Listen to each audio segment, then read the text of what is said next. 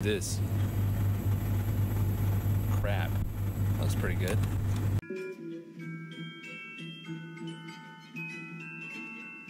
There's probably 5 things I hate.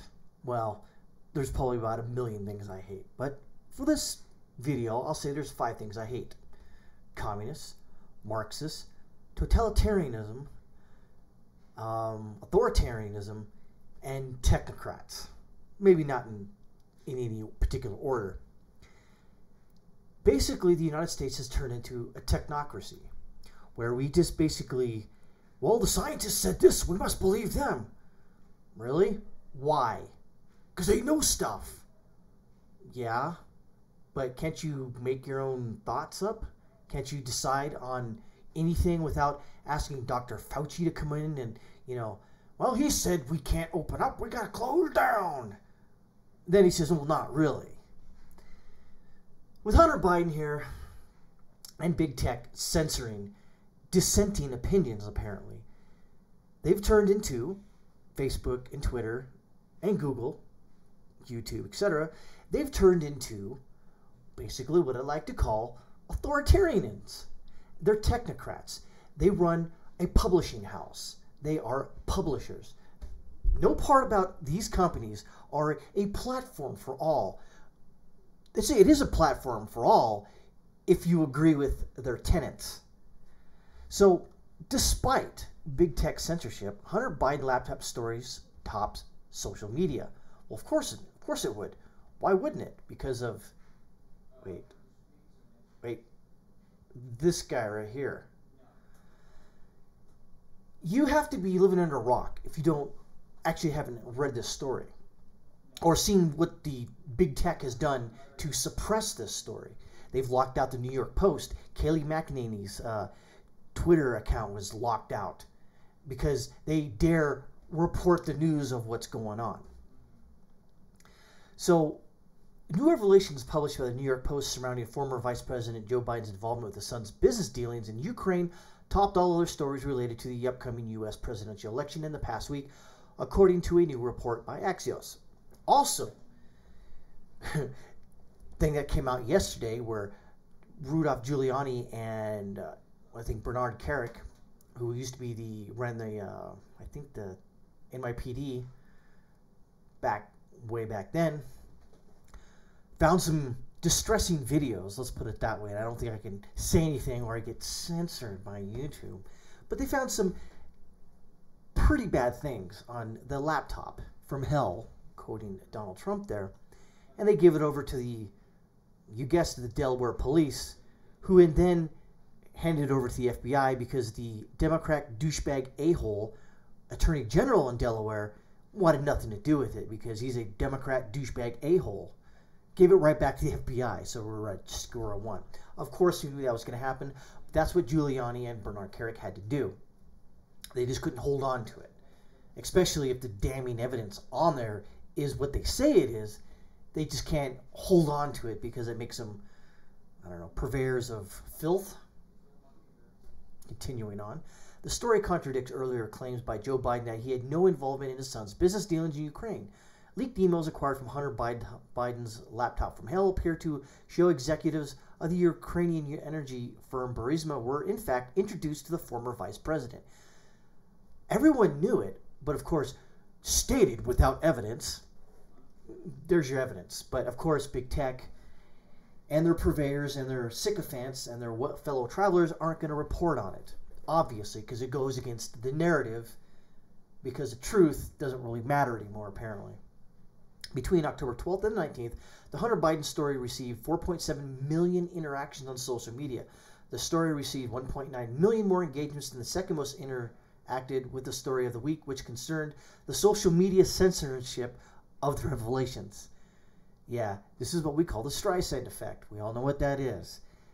If you don't know what it is, basically it's, no, you can't take a photo of my house, and then everybody takes a photo of the house because how dare you tell me I can't take a photo of your house. That's public knowledge. Or you get the point. You try to cover up what's going on, you ended up throwing gas on this fire, and it blew up. Of course it's going to blow up because we're right knee deep in the presidential election. According to the report, 5 of the top 10 articles shared over the Facebook and Twitter over the week were directly related to the Hunter Biden revelations. The story, however, was not the top story of the month, being surpassed by Trump testing positive for COVID-19, among a few others. It appears that the attempt to censor the story has backfired, with conservatives sounding the alarm once again about the ability of big technocracy to meddle in elections, in which they have been, in which they will continue to do, unless someone stops them or splits the companies up, which I'm going to be frank with you, it's not going to happen. Twitter justified suppressing the story under rules regarding hacked material, which in fact, it was never hacked. It was left at this guy's MacBook repair store past the allotted time. No one paid it for the repair, so he gave one hard drive to the FBI, and the copy he kept and gave it to Giuliani. Despite the fact the material was not retrieved through hacking, while Facebook justified their suppression of the story by arguing that it had not been yet subject to fact-checking. But they didn't care about that Donald Trump's peace story or the Russia collusion or the Ukrainian stuff. No, the phone call. No. We don't need fact-checking on that. That's okay. But this stuff we care about because we're filthy frickin' Democrats and liberals and technocrats who basically control everything. Democratic officials, members of the intelligence community, and members of the press have claimed that the revelations are part of the Russian disinformation campaign. Allegations which have been disputed by DNI John Ratcliffe, stating that there is no intelligence that supports to support such claims. Twitter also announced that they would be modifying their hacked material rules to only apply to those who actually engage in hacking. Oh, now they're going to change it because, whatever. The Senate Judiciary and Commerce Committees announced in the aftermath of the censorship they would be issuing subpoenas to Jack Dorsey, CEO of Twitter. Looks like his face fell in a tackle box. Mark Zuckerberg, CEO of Facebook. Such plans have been delayed, of course, however. The failure of social media companies to suppress the story is yet another example of the so-called Streisand effect, whereby those who seek to censor stories over social media inadvertently creates even greater interest in the topic. As noted in the article from the MIT Technology Review on Monday, the censorship of the story likely doubled its overall visibility and caused it to gain even more attention than it otherwise would have. The laptop is now in the possession of the FBI. Second copy, by the way. And continuing on with the same realm here, Jim Jordan says his staff independently authenticated Hunter Biden's emails. I have no doubt that Jim Jordan did in fact do that. Do I think he's 100% truthful? I have no reason not to believe him. He seems like a stand-up guy. I have no reason not to believe him. Even John Ratcliffe said, the Director of National Intelligence, stated that, yes, this is not a Russian disinformation campaign. These are actual Biden's emails. See, our staff has had numerous conversations which have been independently confirmed for us that, in fact, that these emails are real, they're authentic. We're confident that this is, in fact, the case and that these emails are accurate. An email from the laptop reportedly dropped off by Hunter Biden in Delaware computer shop showed that Hunter Biden had arranged a meeting in 2015 between an advisor to the Burisma, Ukrainian national gas company, where he was sitting on the board, and his father, then vice president, Joe Biden. Interesting. Joe Biden said that never happened. It was a lie. Oh, sucker. Hunter Biden cashed in. Joe Biden is compromised. And of course, the former vice president misled the American people when he said he had no knowledge, no understanding of his son was up to in his international business deal, as Jordan said. And again, what father would not want to know what you're doing with your life? Even the vice president. But to say that, oh, he didn't know anything about it, is bullcrap. Everyone knows it's bullcrap. He said, for one, DNI John Ratcliffe had indicated the emails are not part of Russian information. 2, the Bidens have not denied it in his Hunter Biden's laptop. 3, there's a form signed by Hunter Biden when he dropped off his laptop, as reported by the Fox News' Mike Emanuel on Monday. And number 4, Hunter Biden's lawyers tried to get the hard drive back, and there's proof of that. Jordan also pointed to a 2017 email that referenced to 10% of equity from a business venture with the Chinese firm to be held by for the big guy. Fox News reported that sources confirmed the big guy is, you guessed it, middle class Joe Biden.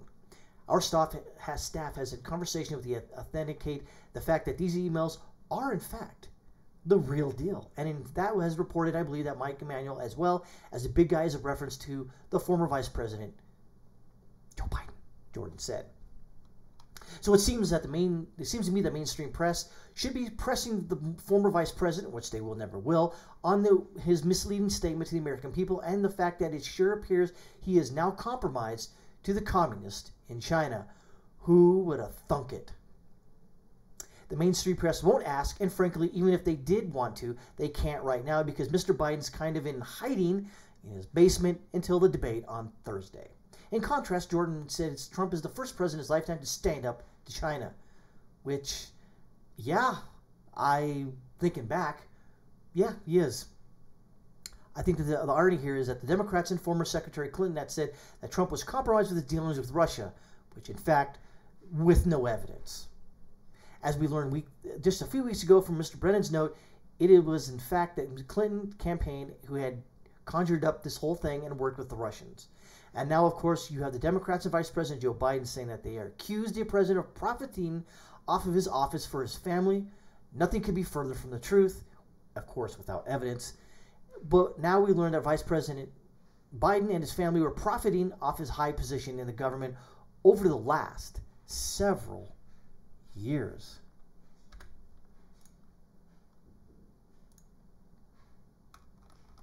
So that's where we're at right now. We're waiting on I guess the hard drive, the second hard drive, that's the FBI right now. The Attorney General in Delaware punted it because he or she is a filthy freaking Democrat. And is anyone surprised that Joe Biden is linked to all this? No. Why? Because he's a politician. Because he didn't really have any eyes on him. Everyone loved middle class Joe. Why? Because they don't care to investigate part of their own political ideology. Oh, they'll investigate Trump all day long. They'll even get his tax returns illegally, but that's okay because that's Donald Trump. He's up to something, but not middle class Joe. Oh, wait, what about all these emails? Oh, yeah, right. So if you haven't voted yet and you're going to go out there vote for are you going to vote for this potato right here? Or are you going to vote for somebody who, I don't know, is not a politician and who's been keeping the ship in pretty, easy waters, considering the fact of what's going on in the world? I think the choice is clear, but of course, you do what you want. I already did.